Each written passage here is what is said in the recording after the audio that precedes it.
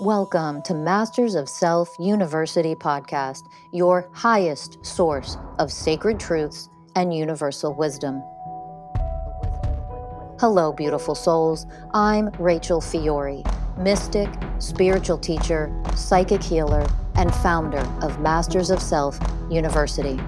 Join our journey of soul transformation as we deep dive into this latest episode.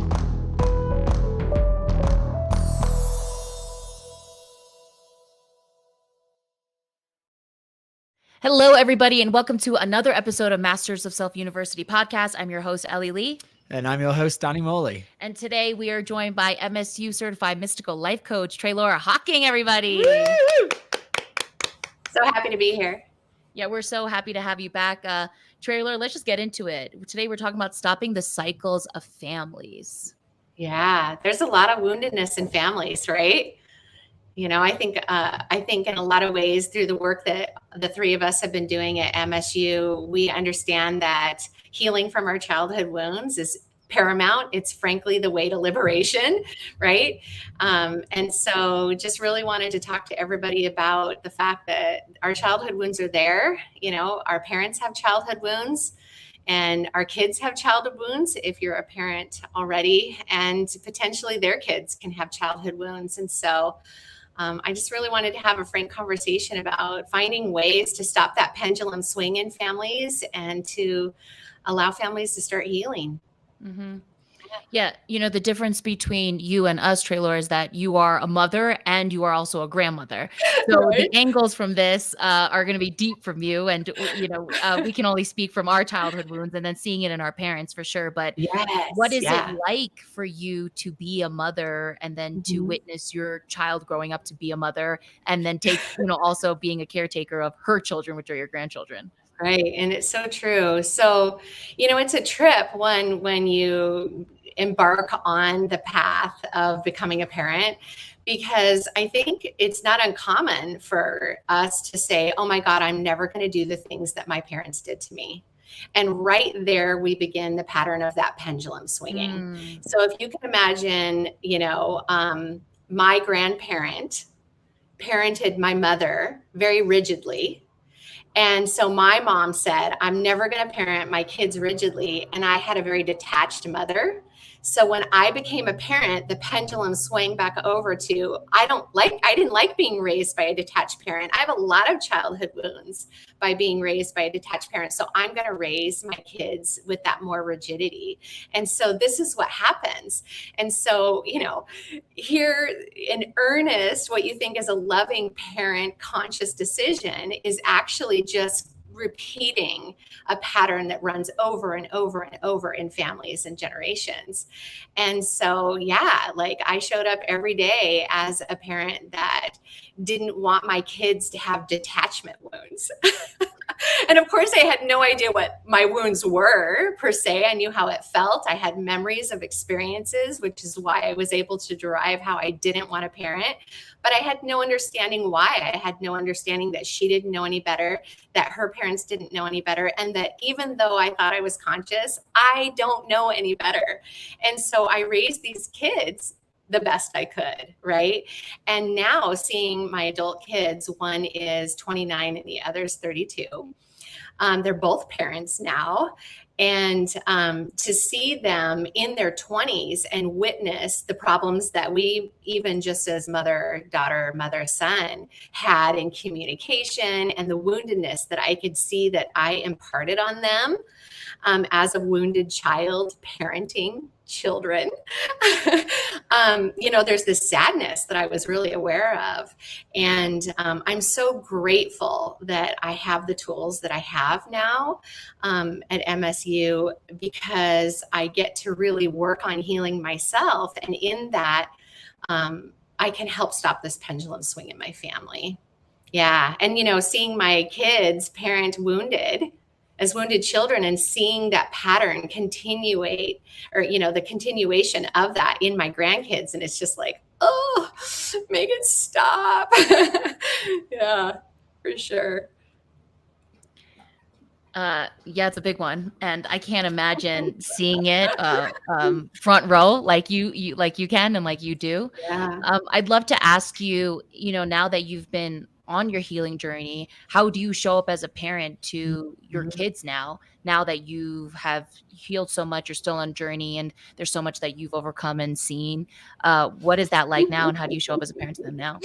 Yeah, so I just want to say trigger alert to anyone who doesn't like crying because this is emotional for me, right? It just is. I am so grateful that I can stop showing up the way I've shown up. With all the tools that, we do to help ourselves cope in life, with all the books that we read, all the self-help journeys that we've been on, it wasn't until I got to this point where I learned how to do this work that I could actually change my behavior. Literally change my behavior. And when I started to change my behavior, my kids were, I've changed a lot in the last 10 years since they were adults, and I could see their reaction even in those small changes, like my daughter saying, I don't even know who you are right now. I'm scared because I've never seen that reaction in you before. And that was one of calm instead of yelling. And here I was showing up consciously, choosing a different choice to not be the parent that I had been. And she was completely mortified. In fact, went into fight, flight, or freeze and froze, going, I don't know who you are right now. I'm totally terrified. And I think I need to remove myself from the situation, because her mother was calm with listening open ears. Can you imagine? Wow. So she got triggered by the fact that you weren't triggered. Exactly, because she was so used to my triggered behavior. And Danny, like gold star for calling out what that was. Seriously, that's exactly what it was. Is she was like, I'm so used to her and her fucking behavior patterns. She's not behaving like that right now. My world just got turned upside down and I don't know how to respond. I'm going to freeze right now. And when I saw that reaction, it was a beautiful learning experience. I was like, oh my God, this is going to be way harder than I thought. This transformation in my family is going to be really, really challenging. And that's why I said, like, the tears will come, because I've been working on this for, 10, 12 years in my family. And it wasn't until I had this particular tool that the clouds started to part and hope started to arrive, right? And that's that I had to really get out from under my triggers. I had to start healing them so that I constantly showed up in a consistent manner, not triggered anymore for her. Then my children could see and how do you say, believe and trust and learn to feel comfortable around being me in this new way that I was showing up. I was parenting myself, and in that way, I started being a parent for them. Right? For the first time ever, instead of this, tantrum throwing 4-year-old that I showed up for in my parenting a lot of the times because things weren't going my way or whatever. Right. And so I've had to work on that in my family. And what's beautiful about having the language that I've learned in this course is feeling empowered because I understand. Right? I just really understand the inner workings now in an effective way so that I can articulate that to my kids in beautiful languaging. And these are adults that are parents themselves. And so for me, I think one of the beautiful gifts and what I now see as truth for me is that I can never help my children heal those childhood wounds. Number one, I inflicted them. I'm the last person that can help them heal from that. Right?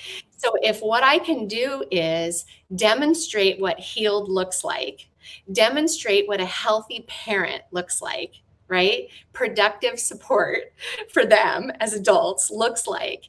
And when I can parrot, if you will, my experiences in nurturing ways, authentic ways, truthful ways, when I can take responsibility for my, my past parenting and say, yeah, you know what? I really fucked that up.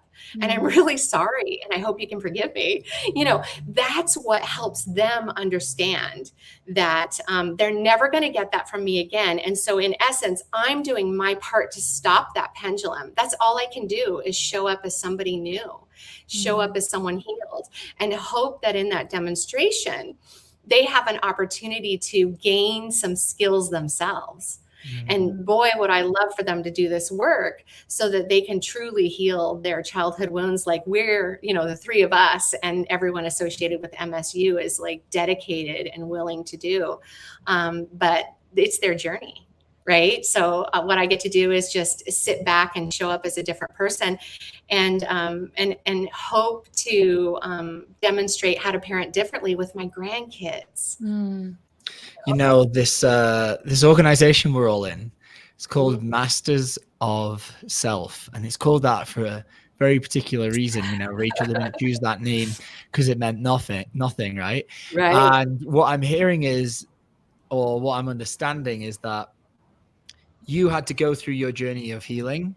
You had to master yourself and then become a mystical parent, which is one of the teachings that we learn to do through the course. You had to become the mystical parent to your own inner child. And only by learning how to parent yourself and, be that mystical parent, going back and giving unconditional love to the parts of you that needed love at the time, that then guided you in order to be a better parent to your actual children and your grandchildren. Yeah. Yes. Yeah. Beautifully said. It's the truth. I had to grow up.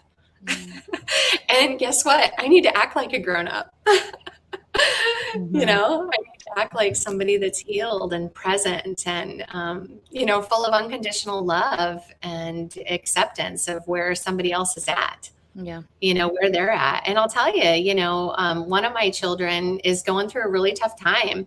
And it was an extraordinary experience to witness all of my personal triggers that came up while they were having a really hard time. Because you want so much to be there for them, and so there's a lot of surrender in that. And what I got to do in their trauma, like real trauma, split up from parent, their family broke apart and they're, totally separated, and the kids have, single parents now. And there was a lot of childhood trauma that came up for me in that, because that's what happened in my family. That's what happened in my children's family. And, and it was a repeat pattern that I saw. And so, there's so much healing that can happen in families just by being present to her trauma, right? And the life experience that they're having, was a beautiful opportunity for me to get in there and heal even more and not be part of the problem. Right. Yeah. As you're speaking, all I keep thinking is, what would I react like if my mother was on this path? And how much it would shock and surprise me that she's, not cycling in the way that I've always known her to cycle in. Yeah, it's pretty profound work that you're doing. I would think that your grandchildren are really the ones that are put you to the test, because you've already done it with the kids, right? You've already done the deed. And now it's the grandkids, and they're young. Yeah. And so how do they show up as your teachers? Yeah, well, I can tell you, I still haven't learned the way of patience, which is one of, Rachel's beautiful 20 ways of oneness, right? Is the way of patience. And, and I know that they're going to be beautiful teachers in my life. Now that I'm in this very, very different space, to help me learn the way of patience. And so that's beautiful. And I'm so grateful for them about that. And it's really interesting because I do caretake for them quite a bit. I take them to school half the week. I pick them up from school half the week. Last week I had them the entire week because their school was closed, in my share duties as this family does to take care of these beautiful kids. And so, yeah, I'm like, wow, I kind of sucked as a parent, when I think about the ways that I recognize I would have acted, and I can see myself and witness myself show up very differently. And in some ways, I imagine that's hurtful to my kids. If you can even imagine them seeing me so different with their kids, And again, I think that there's a pendulum effect there. In some ways, you can imagine them going, oh, my mom really did love me, because I can see the way that she loves my kids. But in another way, why the hell didn't she show up for me like that? And again, there's that pendulum that can go there. And so, I watch for those triggers in my adult kids, and I take a moment to say, yeah, I'm really sorry that I couldn't do that for you. I just couldn't. So and again, that's that way of responsibility, right? Yeah, and asking for forgiveness, because I can't control whether or not they forgive me. I can't control whether or not they need to or don't need to forgive me. But what I can do is I can show up in integrity and say, I wish I knew a better way. I'm so sorry that this is the way our society is, and that I'm a part of it. I'm a part of the family cycle. But what I can say is I choose to change, right? Yeah, you got to exactly what I was about to say of saying, you are becoming the way of responsibility, the first way of oneness. And that's when you're seeing these parts of you in your children, instead of just, turning a blind eye and going, oh, yeah, kind of fucked up there. Is going, no, actually, yeah, I really did do that wrong, and I apologize, and I take ownership for that. And that is really going to allow them to see you and go, wow, yeah, she's really doing this right now. Yeah, that's awesome. And what's amazing in this journey in the generations of my family is that I actually helped caretake a little bit for my mother, who's disabled, and she doesn't drive anymore, and I run her errands, and every Saturday night I spend time with her. I take her places, sometimes doctor's appointments and things like that. And it's such a beautiful time of my life. It's been a really hard time of my life, frankly, been all up in family business, for lack of a better word. But there's been a purpose for it, right? And to watch myself not get triggered by something that my mom says to me, because she doesn't do this work, and and she is who she is, and to find that unconditional love for her, where I was wounded by that exact thing as a child, probably multiple times, yet as this, conscious parent, right? This mystical parent that I'm trying to show up for myself as, I don't ever have to be wounded by those words that she's saying right now in this moment ever again. And so witnessing, that roll through my body, in sensations, and witness things like that roll through my emotions, and notice my mind stories, even just sitting in the armchair next to her, right, as she spouted something unconscious out. It's just been really interesting, and I feel really blessed, to have that opportunity as well, because I am seeing it in 4 generations right now. Wow. 4 generations, I'm seeing this pendulum swing, and that's why it's a big topic for me. It's really present. And just to give you an instance, my mom was sharing a story with me. It was like a week or 2 ago of ooh, this was fun to hear that. She's like, yeah, you remember when we lived on that hippie island when you were like 2? And I'm like, vaguely. And she's like, yeah, we had this really great place. And it was like, everybody partied there all week long, every week. This is my detached mother. And, and granted, it was the 70s, right? So, early 70s, hippie, whatever. But she was like, yeah, I never had to take care of you. Everybody else was so responsible for you. Like, everyone had your back, and you have so many great qualities. And I'm just sitting there going, yeah, like, wow, just take all that in. This for her is like this proud moment.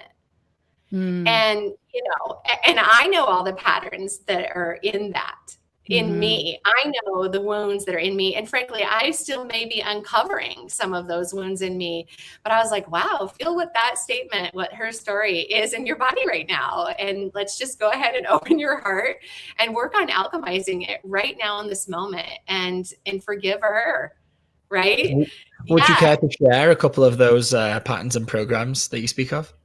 Yeah. Well, one, a big theme for me right now is choose me. So I feel like in my lifetime, as a parent of my mother, or as a child of my mother's, that I wasn't the chosen one. I wasn't chosen first. Usually she was first, and then my brother was first, and then I was I was next, and then maybe her partner, right? So, at least she had her kids before her partner most of the time. But, there was a big thing for me was I knew I wasn't the favorite. I had a detached mother anyway. So getting any kind of attention meant I started running patterns of overaction. So I ran the house from a very young age. I was the one at a very young age that fed the dog every day. I unloaded the dishwasher. I did the laundry. I cleaned the house. And I'm talking elementary school. And I don't remember being asked. I never had a dirty room. I've never been asked to clean my room, ever. And I was just one of those kids that was always in overaction. And the reason is because when I got attention from my detached mother, it was, thank you so much for doing that. Oh, wow. Yeah. And so it started that pattern in me that's like prevalent in my life of overaction and over responsibility, taking on way too much. It led to perfectionist issues, control issues, like you name it. But just to say, like if you can imagine just that, being not one of the first choices, and not getting enough attention and time meant that I made sure I got noticed. I actually just worked through something very similar. Yeah. So Ellie's dog barked at me a couple of days ago, and as Nala barked at me, I got scared and I got annoyed, and then Ellie got annoyed with me for being annoyed at the dog, and it turned into this little moment of energetic conflict. And when I went away, I went for a shower and I was like, oh, I'm triggered. There's something going on here. I could hear the mental programs, the mind going round and round, justifying everything that I was feeling. And then when I got really still with it, I said, what? Like, this has all been good. Yes, I feel like I'm right. Of course, the ego wants to be right. But what's the pain that's lying beneath this? What's really going on here? And as I sat with it, the more clear and more clear I got, I started getting these visions of the first time I met my stepdad. So I allowed this to kind of come through and see what this was about. And then the more and more clear I got, I find now with where I'm at with my journey, I get one very clear message, which is extremely accurate. And it said, why didn't she put me first? Yep. And that was the pain. And it was like, when my parents split, when they separated, I internalized it as, oh, she's choosing another man over me.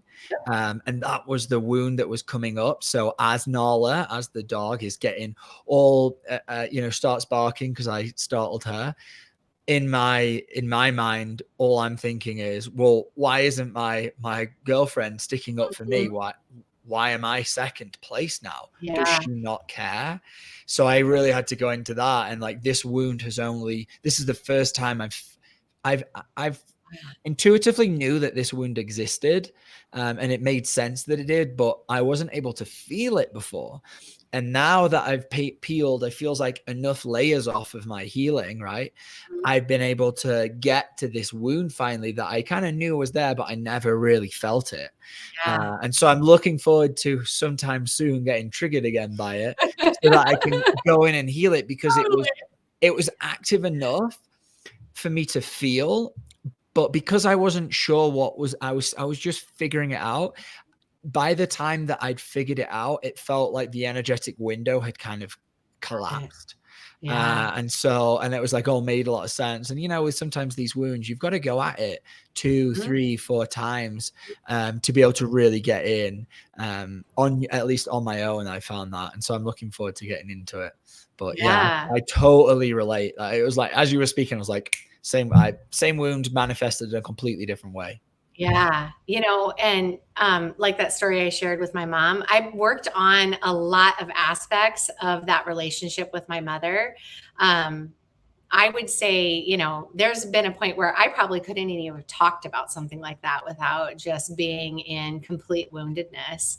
And so now, having done the work, peeling away enough at that particular thing, it feels more comfortable for me to even be able to articulate it and to see so much more of those little snapshots that you were talking about rise to the surface. Oh my God, there's another one. Oh my God, there's another one. And they just embedded this thick theme for me in that woundedness. Like one of my core, roots is those little pictures, all just kind of embedded that deep, deep root there of, choose me. Yeah, Treloar, I'd love to hear how you see how you see yourself and your kids, but something that the more that I open myself and the more I learn about myself and all of the things inside of me, I've always said this thing of, I don't want to be my mom. I'm never going to be my mom. And so the direction I took that was, I'm going to be hugely successful in my career, but in reality, I wasn't healing anything. I was just trying to become something physically that she wasn't, right? Yep. And now that I'm unwinding and unraveling, I'm like, oh no, I'm my mom completely. Like, this man has been dating my mom. You know what I'm saying? Like, I absorbed so many of her programs unconsciously. And now that every time I take a leap of faith, or every time I do something that's pushing me into my pain, what I feel so much is my mother. And first it freaked me out. Secondly, then I got angry. And then thirdly, it came to this place of, well, I have to surrender. I've absorbed all of this stuff anyway. So now I got to really go into it and heal all of it. But that doesn't make it easier to see or feel in any type of way. So I'm wondering, do you see yourself in your kids? Yeah. So that's super interesting because my kids are very different from each other. I would say I spend a lot more time with my daughter because I'm actively, supporting her, with her shuttling her kids, right? And some care for them. And I probably only see my son and his family. His baby is 8 months old now. So it's been fun just seeing them navigate infancy, right? My son reached out to me and he was like, oh my God, I said no to him. And the kid threw a temper tantrum, just on a side note. And I was like, just wait, buddy. Because he does not have the way of patience like his mother. So there's one for him.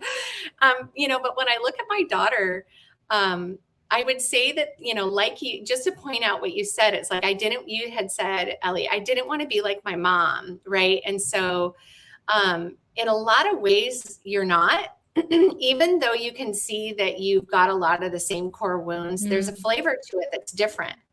Right. It might even be upside down. And so I would say that might be the case for my daughter in a couple of the things that I can see that she runs. One, she definitely freezes because of her fiery, rigid mother. And I see her as a very detached parent. And so, she's the opposite there. But with regards to a core wound, she has the same wound as me of choose me, right? Because, if you can even imagine, one, she's got just as many wounds, if not, from her father, right? Even though she was raised in separate houses between us like that. She definitely has those wounds too. And so I think that choose me wound is from both of us, if you will. And so that's the one thing that I think I can see right now, just because it's really in my face, to be able to identify. But her choose me looks very different than mine. Because I wouldn't say I was an enmeshed parent, but I was like in your face parent, like, where are you going? What are you doing? Who, what, where, when, why, because I wasn't going to be like lost for 2 days and your mom doesn't know where you are. I'm kidding, and so her choose me is like, her messaging to me a couple times has been, this isn't about you. Isn't that interesting? This is actually about me. I need you to let it be about me. Isn't that interesting right now? And so when I think about the relationship between my mom, her journey was about her and I was along for the ride. And me parenting was, I'm going to show how good of a parent I am. I'm going to rigid the shit out of you. Right. And it was about me. It wasn't about her. It wasn't about what she needed. It was about the way it was going to be. And, and so her, the way I see her showing up is, with a lot of the choices that she makes is I'm choosing me and my kids come second. And, so it's interesting. So I see that theme in us for sure. She's got a lot of woundedness there. And I would like to just take a moment to say this. When I realized, and this has been pretty recent, I've been working on it for a little while, but wholeheartedly understand that I can't heal my daughter. Like that, it still upsets me, but I can't heal my son.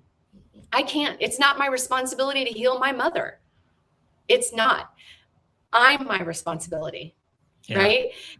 There's such a truth and such a level of integrity in that, where she doesn't ever have to say to me, choose me, Mom, because I need to let her see what choose her looks like. Where, because that's what I need to do, is show up as choose me, for instance.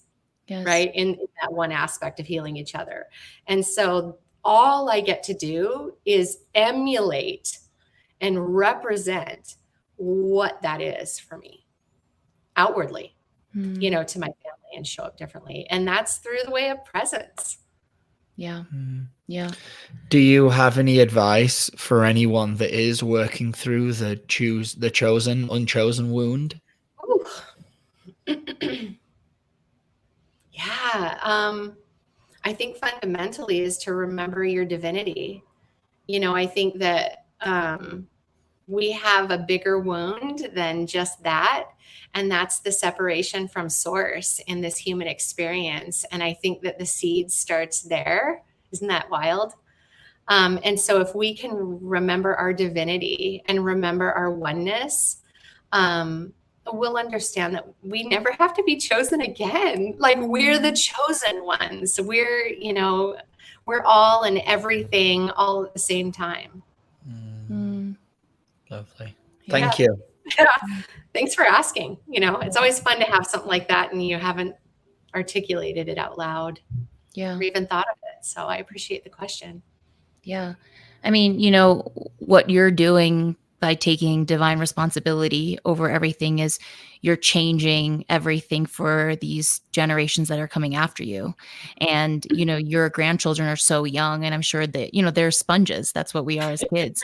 And I'm sure they're absorbing so much of you as you walk down this path. And it's not easy, but what you're doing is what we're all here to do, is really to break these generational cycles that have repeated for too long. And understanding and knowing too, like, I think in my journey, I've been wanting to save everybody.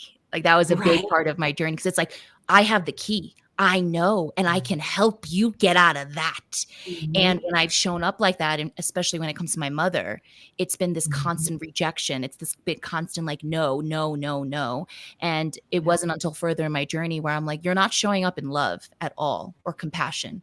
You're just wanting her to change. You want to fix her so that she can be what you've always wanted her to be. And in reality, it's you that needs all of that.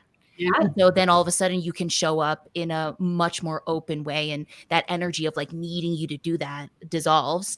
And then it's her choice. If she sees her daughter going on this path and it really inspires her, great. And if it doesn't, that's got nothing to do with us. And then we're just here to do the best we can. Yeah, absolutely. Yeah. And, once we become our own mystical parent, and we, a lot of us still have the opportunity to have a relationship with our parents, when we can come from that place of, I choose me and I don't need you to show up in a certain way, we are doing just what you said, really coming from unconditional love. And like that story that I shared about my mom, I was so in fear of her, of not getting her love. I was never going to, call it out, even as a child. So, it wasn't that I had to stop that behavior, because I never would have called her on the carpet before. I would have just been, put off to the side even further. Right. So that wasn't the behavior that I had to stop. But what I had to stop within me is the woundedness. I'm never going to allow what she says to wound me ever again. I'm responsible for that. Right? I'm responsible for loving myself and working, the warrior's journey, and being willing and devoted to, my own wholeness. Right.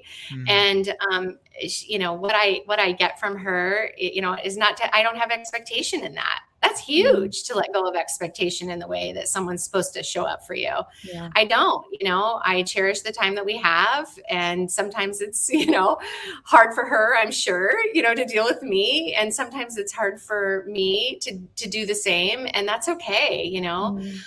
That's what love is. And so, I think sometimes I trigger her when I share about this work, because the trigger in her is, oh crap, I wounded my kid. I can imagine, and so maybe I don't need to share that if I don't want to see her triggered, and see her in pain if she's not able to heal that, so I get to make those conscious choices all day, every day, just like with my grandkids, I can help stop the patterns, even just with societies, with little boys. Like my first grandchild is a male, and, already seeing some of his patterns running at 4. He's almost 4, and I can see some of them forming. And, just saying, instead of saying, stop your crying, you're going to be fine, tough it up, like I would have gotten. I'll just be, I'm like, wow, you've got some emotion right now. Why don't we sit down on the floor together? And why don't you go ahead and just allow that to come up, and I'm here for you. And if you want something from me, I'm just going to sit here with you. I never had those skill sets for my children. Never. Not even a conscious thought, like, oh, let me fix your boo-boo, or whatever, but never just like, do you just need to cry it out? Or my granddaughter had a complete tantrum. And she screamed at the top of her lungs at me last week because she's 2 and she doesn't articulate words very clearly yet. And I didn't understand what she wanted. And she was like, ah, at me. And I was like, oh my gosh, I can see you're so frustrated with me right now. And I'm so sorry that I don't understand you. Can I just give you can I just give you a huge hug and tell you how much I love you right now? And how sorry I am that I don't understand you? I mean, how beautiful, right?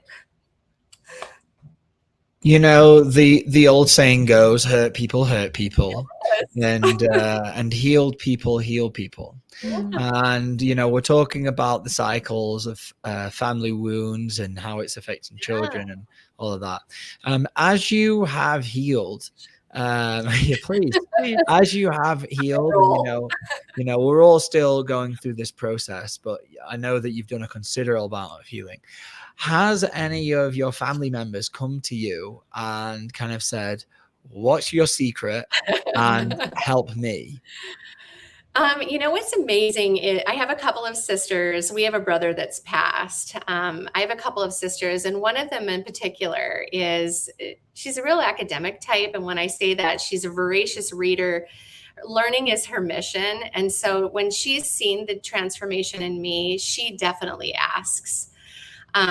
We have, like conversations till 2:00 in the morning when I'm at her house, just really talking about exactly what I'm sharing with you now. And I know it's, been something that's benefited her family, and, how it is that she shows up for her children. She's already a pretty patient person.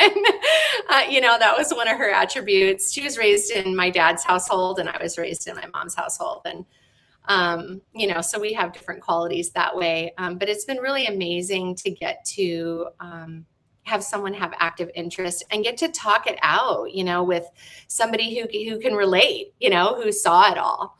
She saw me parenting my kids, right? She was a child while I was being parented, and vice versa. And so that's been a really beautiful gift, having my sister ask. And then also I've had a couple of friends that are like, you've always been, really just digging at your shit, Treloar, but wow, like we really see this extraordinary difference. And what are you doing? And, having the opportunity to share some of those tools with them.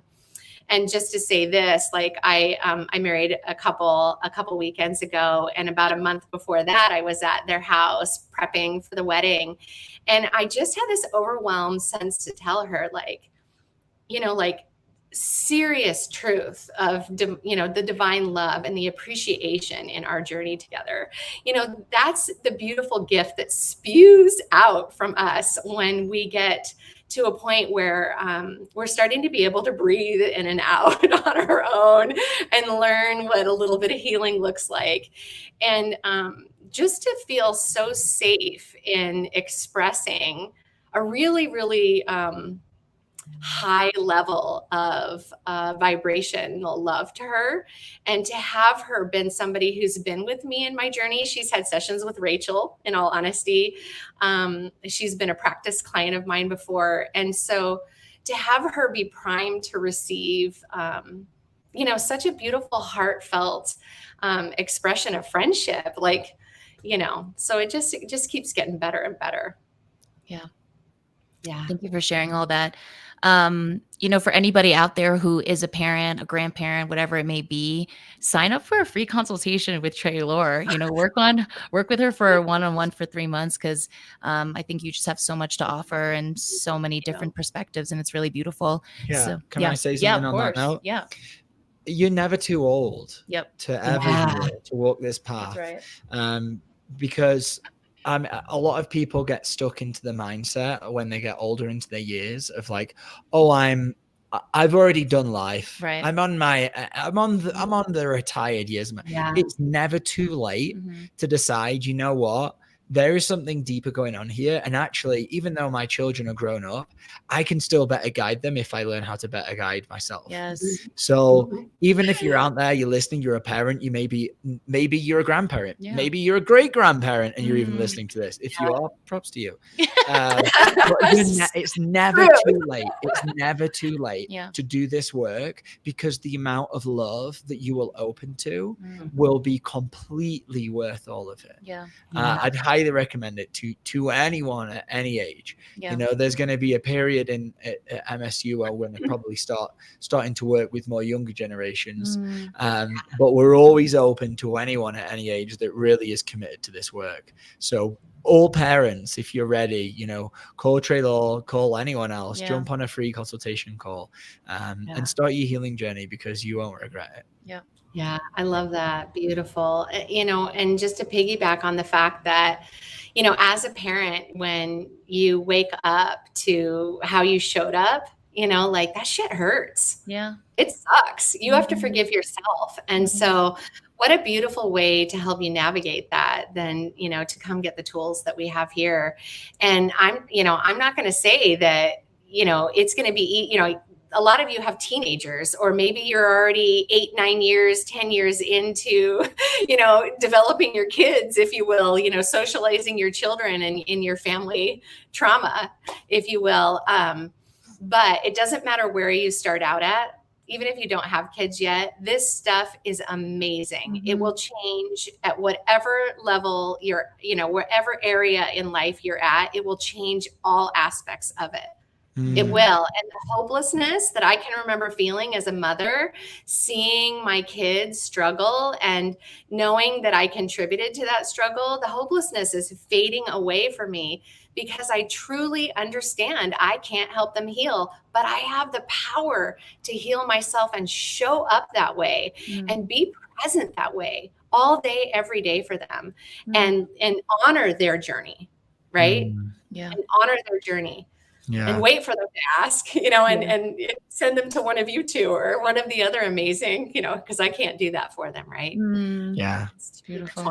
Yeah. So. And from the child's perspective, me stepping into this role that I'm playing for MSU and openly discussing all of my traumas and wounds that I accumulated as a child. My mother, shout out to my mom right now, she listens to every episode. And I know that some of the stuff that she hears is very hard for her, because it's me talking about the wounds that were created when I was a child. But I've seen in her, as the more that I heal, it's pushing her into her pain, because she's starting to see these parts that she feels guilty for. And we had this beautiful moment this year where we were driving in the car and we were talking about something that she listened to on a podcast and she got very triggered by. And I said, well, how did you feel? And she said, I felt guilty. And I said, you do know I don't want you to feel guilty, and I'm not making you feel that, right? She was like, yeah, I see that. And it felt like, to me, like a light switch moment of her going, oh, me feeling guilty for what he's sharing, he doesn't want me to feel that. All I want for everyone is to be free, whole, and healed. Especially the woman that brought me into my life. There's nothing that I'd want more, is for my mom to be totally healed, whole, and completely free.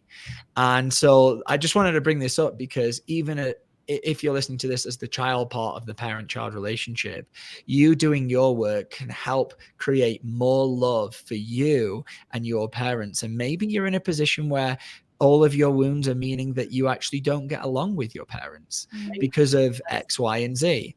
Well, the more that you go in and you heal your wounds, the more that you get to show up as the parent to yourself, and then you're becoming elevated, and then you can give love back to them. And then it doesn't matter how they show up to you. And if they want to stay disconnected or whatever, then they can, but at least you've done your part in repairing that bond. And I can speak from my own experiences. The more that I heal and work on this, I see, it's causing my mother to heal more, and it's just bringing us closer and closer together because we're seeing each other on a deeper level. And instead of there being this fear or this guilt or this shame or whatever blocking in between our love, the connection's only getting richer and richer as we heal. So it's never too late for anyone, and you're never too young to start. Yeah. And if you think that that's a program, we can help you dissolve. Yes, absolutely. Because that is a program for sure. And when you were talking, Danny, one of the things I was thinking about was there's some people who think they need to, even though they're doing this work, they aren't to a point where they can honor themselves enough to not show up in old patterns with family. And to be okay with that is where they're at right now. And through the evolution that they have personally of this, that will cease, and you will start feeling safe enough, if you will, to show up in your integrity of where you're actually at, instead of going along with the cycle of the family. Does that make sense? Totally. Yeah. Because there's definitely those potentialities there. And, and I can honestly say in what you were sharing, there's some times where I'm like, oh, you can't post that. What if a family member sees that? And that's a truth that was for me at that moment. And so I really appreciate that messaging, because the reality is I'm sitting here today saying that it's my responsibility, that I choose to show up differently for my kids and my grandkids. And in that, I'm choosing me first. Right. And that this is actually about me, and that's a byproduct that I'm so excited about. How, just to step away from like, oh, you can't post that, for fear that a family member is going to see that. And if they do, it's just like some of those other social media posts. You just, let go on by. Yeah. Yeah. Thank you so much, Treloar, for being here. For everybody at home, visit Masters of Self University and check out all of our offerings and our programs, and subscribe, rate, review, share it, as Danny says, with your mate. And till next time, we will see you guys then. Bye.